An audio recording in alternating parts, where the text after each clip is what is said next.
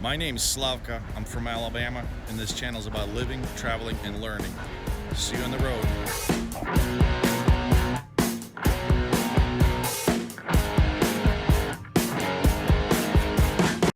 So guys, how's it going, everybody? Got a little bit of downtime today. We're going to talk about how we find freight. Where does it come from? Who gives it to us? How do we negotiate it? What we're looking for? Just all these things in general. So I'm going to take you to this website, or more correct way to describe it is called Loadboard.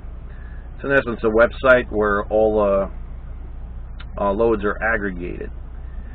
So it's called Trucker's Edge, and it's obviously paid subscriptions necessary to access it, but that's the largest load board in the United States, Canada. Generally it has every single load aggregated on it, pretty much every load that the brokers offer, and the trucks generally post there. There are other load boards, but they're not as comprehensive as the Trucker's Edge by DAT. So this load board's been around for decades, going back in the 70s, you know, and so it's used across the industry by just about everybody. So the way we find truck loads,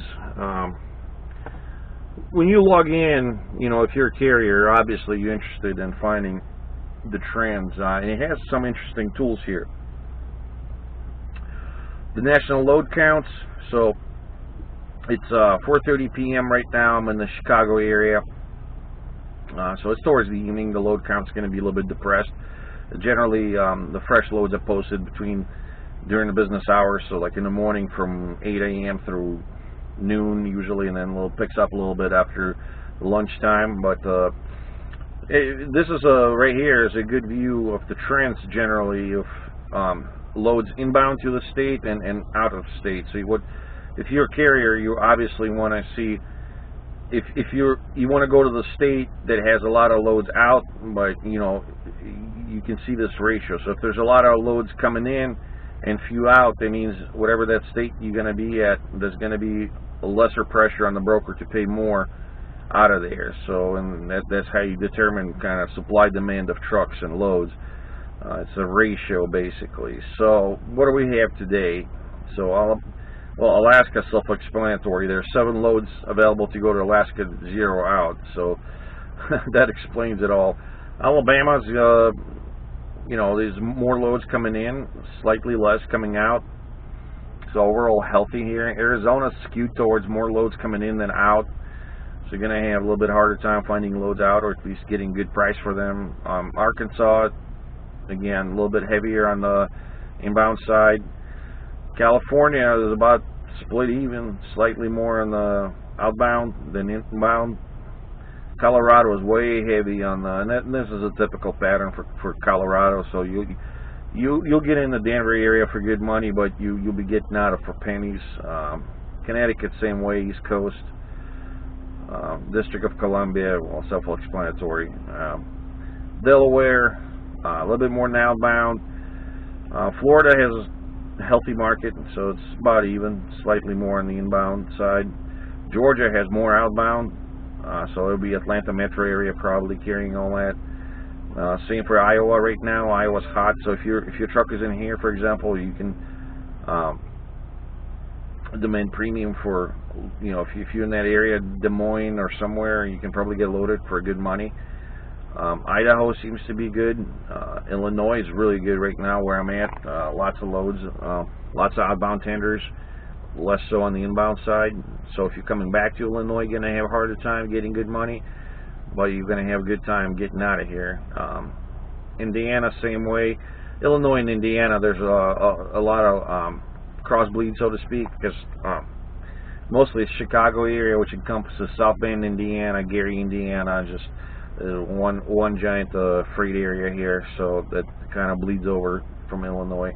And most of the Illinois loads, I would say 80% of them are going to be within 100 miles of Chicago area, so it's almost a given. So Kansas, we have more outbound than inbound. Kentucky, about even, a little bit more on the inbound side. And we're looking for basic patterns here of where we at, where we want to go. This is not an indication of how much money you're going to get. It's just a general index of how negotiating strength you have as a carrier or as a broker. Depends on which side you are. Ohio is almost even. Ohio has a lot of loads inbound and outbound, so there's a good activity there. And we're looking for overall numbers too, because like states like North Dakota, there are 93 loads available out. Oh, I jumped ahead a little bit. Let me come back here. But that's not a lot of load. Not a lot of loads overall. So there's not, you know, a lot of these numbers that repost of the same load by broker. It doesn't mean that they're specifically like, you know, like in this New Hampshire. This doesn't mean that there's actually 83 loads inbound to New Hampshire. It just means that there are 83 tenders offered or posts on there. Some of them already canceled or whatever. They may not be available in the reality. So, but it's a good indication. So that's kind of like a first thing I'll look at, just get general view for today for what's going on and where we stand as far as the load ratio and where I want to go. Obviously, we want to make more money, and then we want to end up in a good area. I'm also filtering this by type of equipment I have. I have dry vans or just standard vans. And so anyways, so we're going to go and search for loads. I'm going to go new search. I'm in Gary, Indiana right now. There it is. We're going to deadhead, so we're going to just draw an imaginary circle around Gary, Indiana, 150-mile radius. And destination, we'll put any.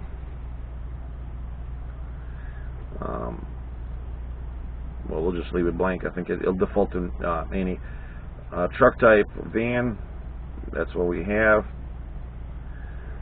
Length, I'm not going to specify because a lot of brokers don't put in the length requirement. So, you know, it's like 48 feet, 53. We have 53-foot van. So, weight also, I'm not going to specify. If the broker does not fill that in, it's just going to be, it's going to filter out some loads that would potentially qualify for. Full partial, I'm looking for a full load, so I'm just going to turn that. Look back hours, that's basically how far back, if the load was posted, how far back you want to see it. I'm going to leave 24 for now. And the start date, so we're looking for tomorrow because it's already 5 p.m. You know, we're going to look for February 17th. Okay. So it looks good. We're going to hit search. Just going to wait for it to refresh. So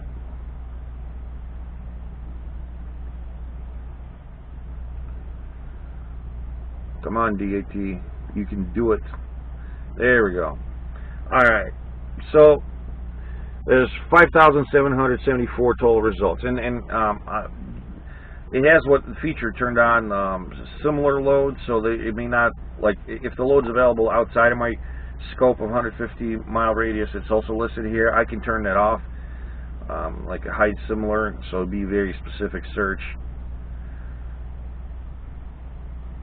Let's just kind of narrow it down to what we were looking for. Sometimes a little board takes a while. And all right, so what do we have here? Well, it is sorted by age. So when the load was posted, this is basically real time. As the brokers post these loads, they become available, and then by default it's sorted by age. And there's a lot of them. I'm just not going to go through each one of them. Let's sort by offer, and generally that's not a good way to you know, approach this. You don't look at the price that they're offering. You kind of negotiate each load individually, but I just want to see what they type in there. Often the brokers just put some bullshit price on there. When you call, you know, they'll just tell you some white lie like, hey, it's already covered, but by the way, I have another load coming out of the shipper, but it's going to pay less because it's not urgent. And, you know, I mean, it's a song and dance of my people. It's one of those circle jerks of life. If you're a trucker or dispatcher that you're on the phone, you know this. It's just kind of like a second nature. You basically tell them at that point, you know, you either stand your ground, or if you're really desperate to get the load, you can agree or kind of come up with a counter offer somewhere in the middle. You seek a compromise in essence. But this is what they posted as their offer. So let's see what is this all about. So here's one. This sounds like some kind of weird setup. So we're going to read the comments. Okay, this is power only, team needed. So yeah, we're not team. Yeah, the AM means team. So let's safely ignore that. What's this one? So it's going to from Wisconsin to California. There's a description. The broker is JB Hunt, and it's approximately 41,000 foot, needs 53. So there's potentially kind of load I could pick up, and it's going to the Sacramento, California area, and they're offering $6,000. Now, I know who JB Hunt is. We're set up with them. And you can, well, generally you would click on the broker link, and you look up their, you know, review their credit history and all that, authority, make sure that they actually have valid authority as a broker. I mean, obviously JB Hunt is a huge company. You see their containers everywhere on the trains, on ships. You know, we're not going to question that, but regardless, you do this, you check the broker out, and then you just call that number that's listed right there, and the conversation goes basically two ways. Once you reach, like somebody like JB Hunt, you're gonna go through call menu, and then they're gonna say, well, if you carrier, press 1, blah blah.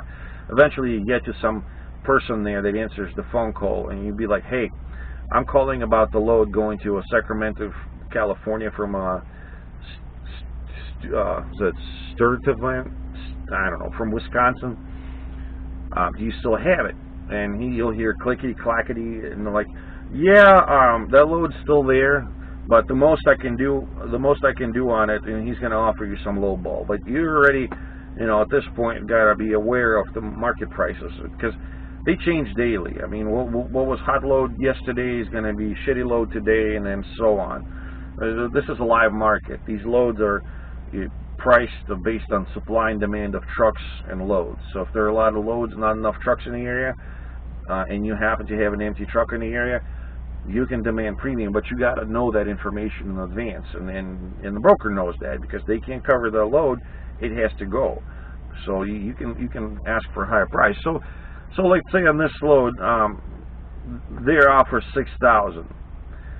Two ways this can go. They genuinely offer $6,000, and you look at this, and 15-day average was paying $4,000. And be like, okay, if we can, $6,000 is okay price for California, because it's 2,000 miles. You know, if I can get $6,000, that's nearly $3 a mile. That's decent. That's really good, actually. I would say I would take that for $6,000 right now. But chances are you're going to call, and they just going to come up with some kind of white lie. It's either a typo, mistake, or they don't have this load, but they have a similar load, and then, you know, they can give you $4,500 for it. And your answer to that will be, well, I'm sorry, that's too low for me. The best, you know, I could do this for $5,900. Broker's going to be, yeah, I'm not authorized to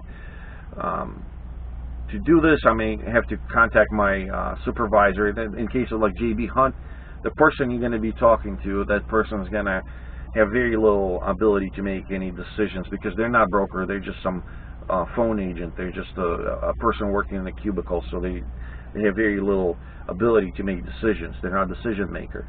At that point, you know, you just say, well, thank you. If something changes, call me back, and that's it. And you just go call the next guy. I mean, the bottom line is, you never waste a lot of time. You just, boom, you know, if the deal can be done, it needs to be done. If it can't be done, just move on. There's no bad feelings, nothing like that. If they accept your offer, you know, if you accept their offer, they accept yours, whatever. You find a compromise. Basically, at that point, two things need to happen. If your company's already set up with that broker, meaning your carrier packet's been already accepted by them, they have your tax information, your 1099 for your corporation, for your carrier, they have your DOT number, your certificate of insurance, shit like that. Then you're just good to go. They'll send you a rate confirmation via email. It'll be a PDF file, and it's just basically gonna, it's a contract on there for that specific load, and it's gonna list where you pick up from, where you deliver, dates, times, and it's gonna have the basic, rate and summary, how much they're paying for it. And that's, once you have that, off you go to a shipper. You go do your pickup. The rate confirmation will have pickup numbers usually, or contact information. So if you have any kind of problems, you just call the brokers, their night line, whatever, like explain, hey, I'm so and so, I'm trying to pick up. The pickup number you have here is, the shipper does not recognize. Like, can you help me out? And they'll usually will. They're very helpful in that. Most brokers are. Once you're done with the load, obviously, when you load it, you receive the bill of landing. It's just basically paperwork from the shipper, describing the load, and you sign for it. And at that point, once you hold that bill of landing and you signed it, you're responsible for that load. Everything that's in that in your truck, that load is your responsibility. It's yours for the duration of that trip. So you finish the trip, you arrive at your final destination, you get unloaded. The receiver signs it. Once the receiver signed that piece of paper becomes literally money. And that bill of landing is now worth $6,000 or whatever you negotiated. And then, you invoice the broker. And most companies don't invoice directly because that involves the delay in payments. Usually it's net 30, sometimes net 45. Means that when I complete the load, and let's say all I do is just invoice the broker directly, it's going to be at least 30 days before that money is paid to me. In the meantime, that creates a cash flow crunch, especially if you have a lot of trucks, a lot of drivers, a lot of expenses. You could have a good chunk of money just simply in rotation on this credit system of sorts that you're advancing. So most carriers use companies like a factoring company. So what you do is you just take that invoice, that bill of landing, and you immediately scan it and submit it to your factoring company, and they usually deposit the money. They factor the load, meaning you sell that invoice, that obligation of the broker to pay you to them. They'll pay you, like, usually, depending on your setup with them, but anywhere between 95 to 98% of the face value. So if the invoice is worth $10,000, you'll get $9,800 or $9,500 immediately, like same day or next morning, whenever your bank processes the ACH transfer. And then you just walk away. You got your money, and then the factoring company will invoice the broker, and the end of the story from that. So that's in a gist how the business transaction of delivering freight works.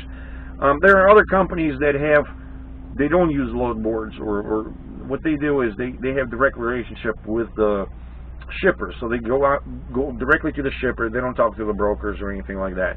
And they say, hey, Mr. Shipper, let's sign a contract, and I'll promise you I'll have X amount of trucks at your loading dock every week, and we'll take your freight, and it's just going to be, X amount of dollars going to a particular destination. Some companies work that way, but usually, even those companies, they only can get contracts going in a certain direction, but then they use the load board to return their trucks, because nobody's going to run the truck empty. Me personally, I work directly on the load boards. That's all I do.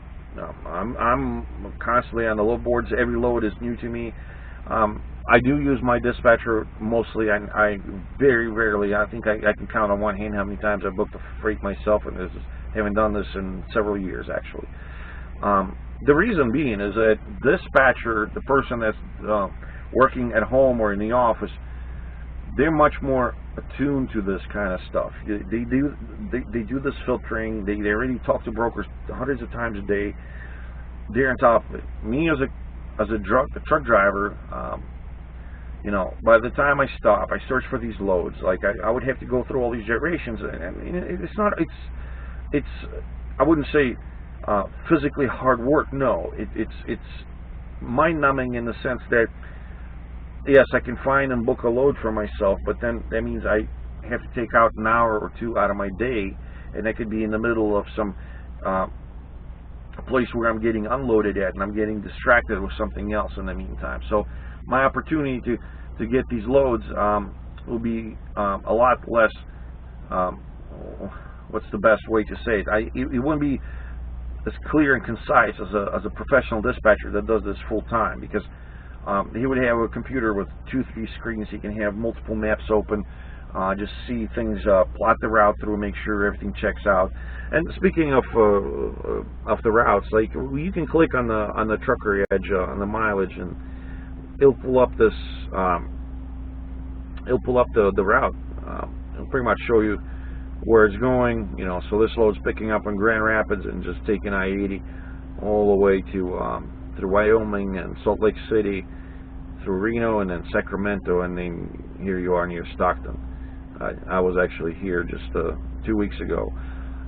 But yeah, that's the work of a dispatcher, and it's a very important one for that matter. Having a good relationship with your dispatcher is very important, because the guy or gal is attuned. If they're good, they learn each driver. They learn what they like, don't like, because ultimately we're all people. There's certain areas I certainly don't care to go to, but then again, I'm flexible. If you pay me a lot of money, I'll go to the goddamn moon. But that's my personality. I know other drivers, they're very, very strict. They want to stay in this particular triangle of where they go, and that's it.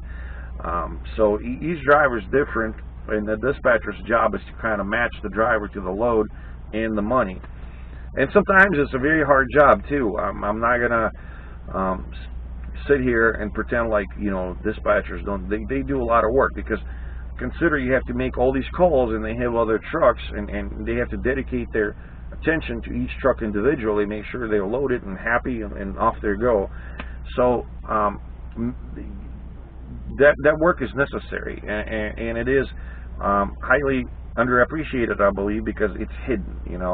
A dispatcher is somewhere in the cubicle or in some room somewhere, and you don't see him. You just, like in my case, my guy, I mostly we use a messaging app. We'll go back and forth, occasionally call each other, just to lessen the amount of bullshit, because he's probably on the phone call on hold somewhere. I don't. We mostly use messaging app and joke around and shoot shit, and just, all around good relationship, important. That's all I'm trying to say. But anyways, let's continue on load boards. So what I'm looking for is where am I getting out. So I'm thinking I'm going to go tomorrow. I'm going to pick up and go to Texas. So let's filter this out a little bit further, and we'll just put destination Texas. I'm not going to specify city or anything like that. We're just going to use just the state of Texas as a general kind of area we want to go to. My reasoning behind it, Texas has been getting slammed by a lot of storms recently, all these ice storms. There's another one coming through tomorrow. So if I pick up tomorrow, going to Texas, when I get there, by the time I get there and unload and I'm empty, that area is going to be now starving for trucks, meaning that the trucks that were already there were trapped, and they're going to be getting out, and the new trucks are not arriving yet. So you kind of want to be on that wave where the balance of capacity versus load availability is on your side. Since I'm the carrier side, I want to go to the area with less trucks and more loads, and Texas is always good on loads. I mean, depends on the season too, but like I said, it's not a precise science. It's always a gamble. There's never, if somebody says they figured out, freight market, they're full of shit. Freight market, stock market, it's all one giant casino. It's just different, iterations of it. Because there's no, it's based on a loose network of brokers and carriers and just people generally buying and selling freight and capacity to deliver that freight, and that's all it is. It's a exchange board and nothing else to it. What determines capacity is, like I said, availability of trucks in a certain area. If there are lots of trucks in the area, not enough loads, the rates will be lower. If the area has a lot of loads but not enough trucks, the rates will creep up higher. Obviously, brokers not interested in paying more, so they'll use any trick in the book to try to get the truck to accept lesser price. And if you're a carrier, you got to be smart. You got to be aware. You got to be aware of things like weather. You got to be aware of things like general freight flows, seasonal and spontaneous. There are always these black swan events. Black swan events, something like when COVID happened in early March, when we had those toilet paper shortages, if you guys remember. For about 2 weeks, the rates just spiked. I mean, it went like, for 2 weeks, and then it just collapsed again when the shutdowns went full force. So that was black swan. Massive storms like we're experiencing right now, with the entire Central Plains states getting iced over for 2 weeks with super cold and power outages in the area. That's also a black swan event because nobody expected that. So I'm gambling that it's going to pay out, but I could be totally wrong. I could go in there and I could get stuck in ice, and then by the time I deliver a load there, that could be very shitty rates and hard to get out of there. So everything we do here is always has a certain degree of gamble, but we manage to make money. You just have to be a little bit smart about how you do it. You don't pick up every single load you see.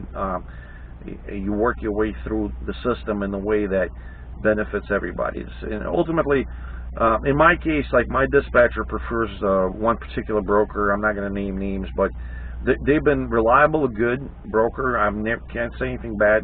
They apparently pay well in terms of, like, paying the invoices on time and everything. So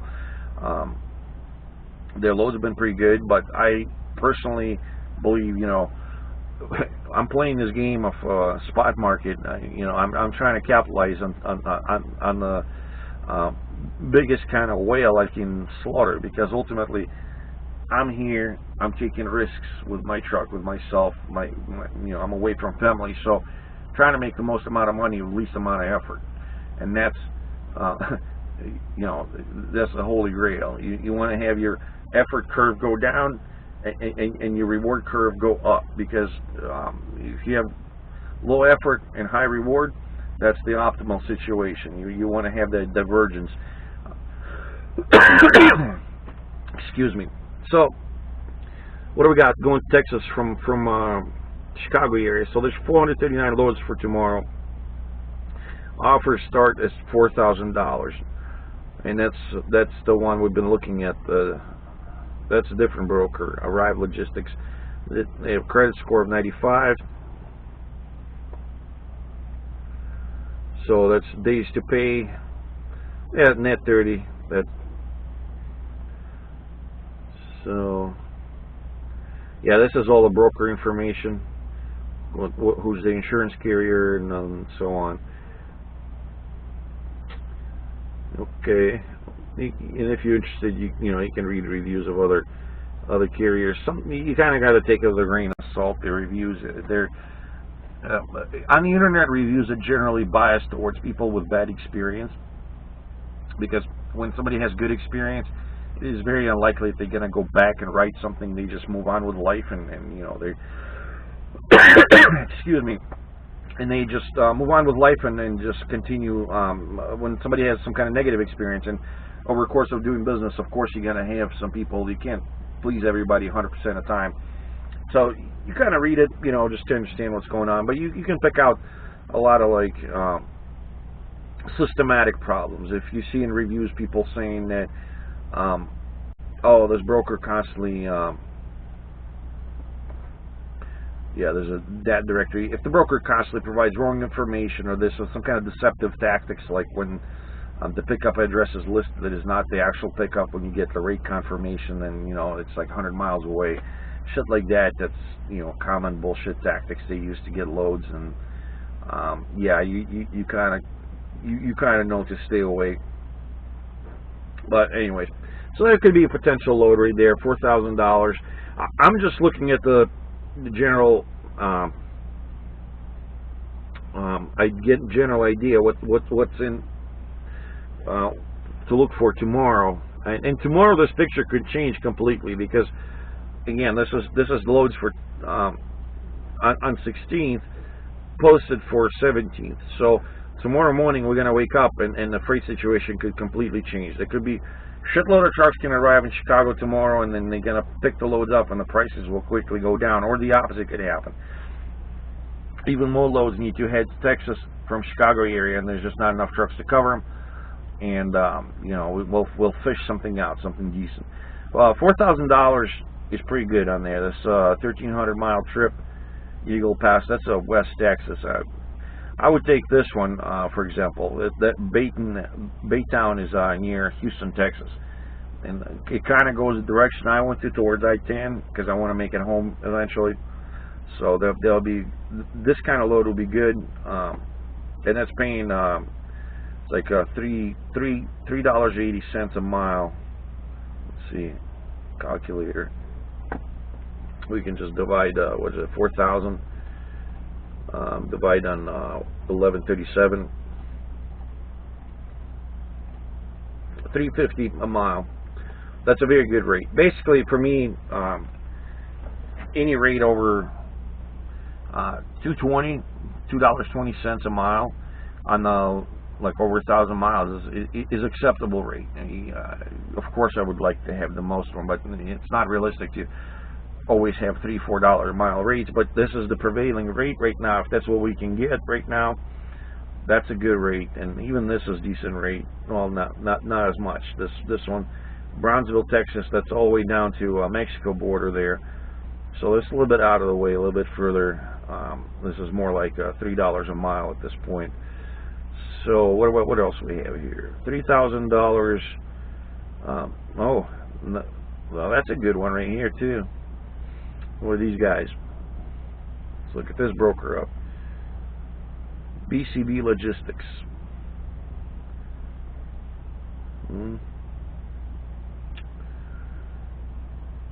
I'm sure we're set up with them already. I mean, it looks good. So what do we have here? It's a full load dry van, 53 foot weight. Stated weight is 42,000 pounds. We can fit up to 44.5, so we're good. Commodity is plastic sheeting. Ready now, can load late. Oh, that's perfect. Look at that. We can actually, that's a good one right there. If we can score it for $3,000, let's do the calculator. So let's make sure the route is correct. Where we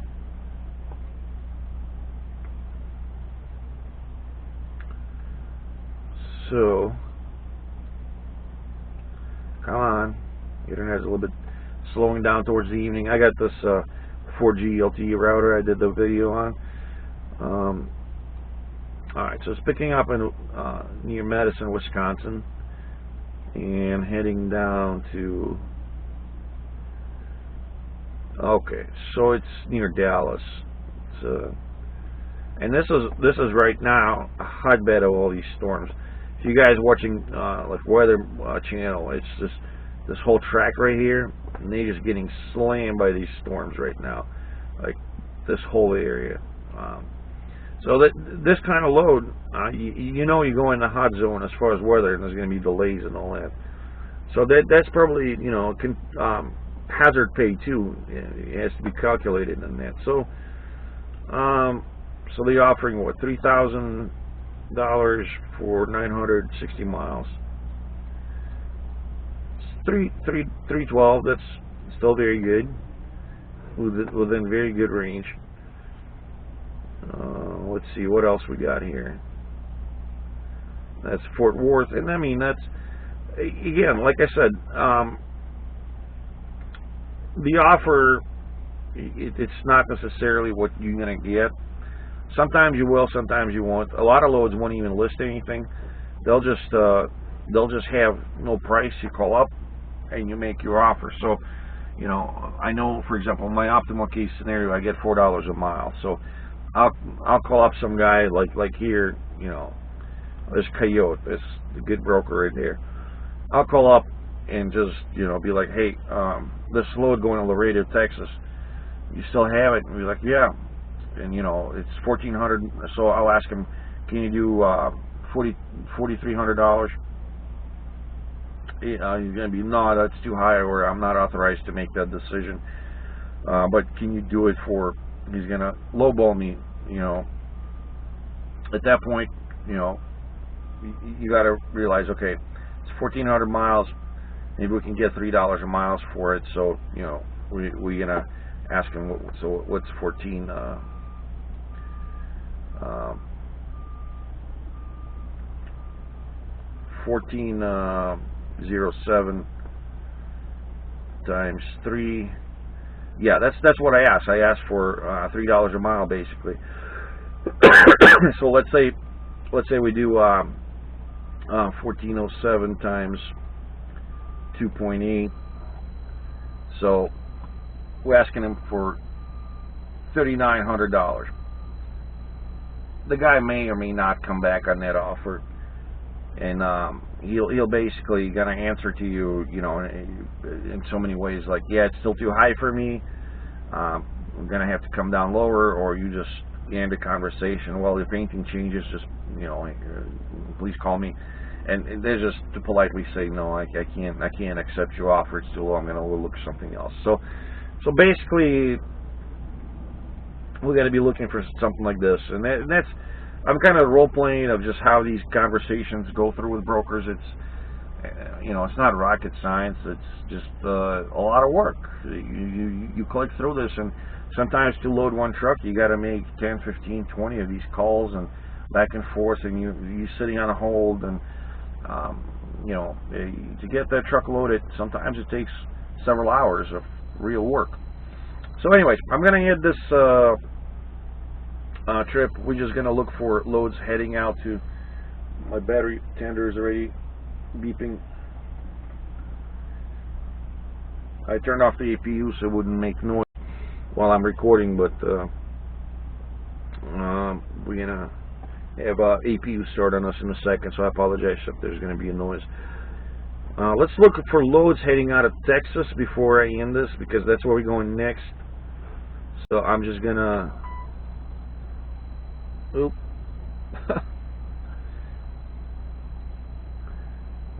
see, Gary, Indiana.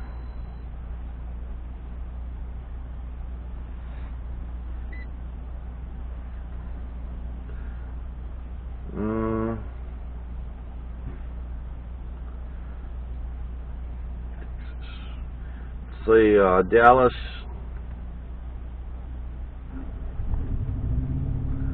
Dallas, Texas, destination any, and we're just gonna go see what the market is doing there in Texas. We're just gonna do basically same search, just out of Texas for tomorrow, and see what's available around Dallas area.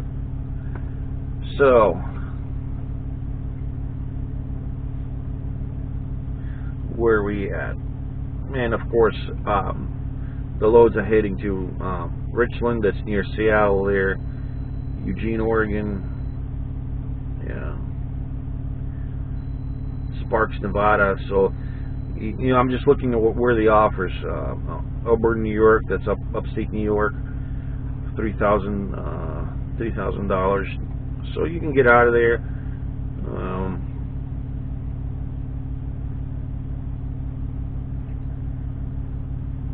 So going back to Indiana, Chicago area, they pay very little, as you can see. Just, well, it's still over $2 a mile as far as the offer, but that's how these freight lanes work in general. You have in one direction it pays good money, like you can get $3 a mile reliably. If you want to return to the same place, like Chicago usually, because it's a hub area, you're going to get a lot lower rate. And a lot of that has to do because brokers know that, you know, carriers want to have trucks come back to that hub area to get reloaded, so they're going to pay less, which is, in my opinion, is bullshit, because it still costs the same to operate. But it is what it is. You know, this is how this market operates. It's based on, you know, whatever takes the cheapest load determines the last known price, and that's, you know, that's why when there's a lot of stupid carriers, like people that just, you know, brand new and just open their authority and don't know how to work this shit, they just take any load. They don't negotiate. They don't do market research. They just think, oh my gosh, I'm gonna make $1,800. Oh yes, Mr. Broker, you know, let me spread my butt cheeks for you. Go ahead, and that's a good amount of money for me, because I'm, you know, Joe Bob, and I've never seen this kind of money. But then in the end, they just shooting themselves in the foot, because it's not a lot of money and it's a lot of effort, you know.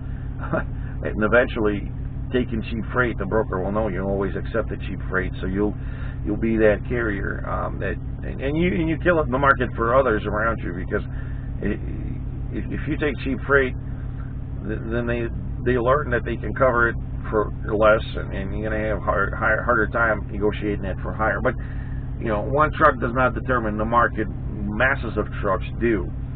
So my gamble on going to Texas second half of this week towards Friday is that by Friday there's going to be a lot less trucks in that area due to these weather storms and everything that's going to clear out of there. They're going to pick up what they're going to pick up, and they're going to head out back to get reloaded.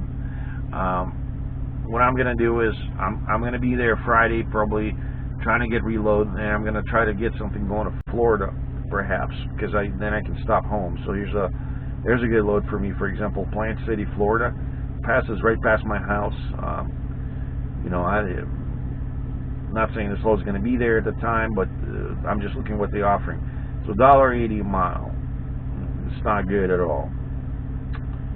Very cheap, but that's probably the rate because it's I-10. You know, a lot of truckers don't want to deal with the snow. Although recently it snowed down there in I-10 in the Houston area quite a lot, so it's a fallacy.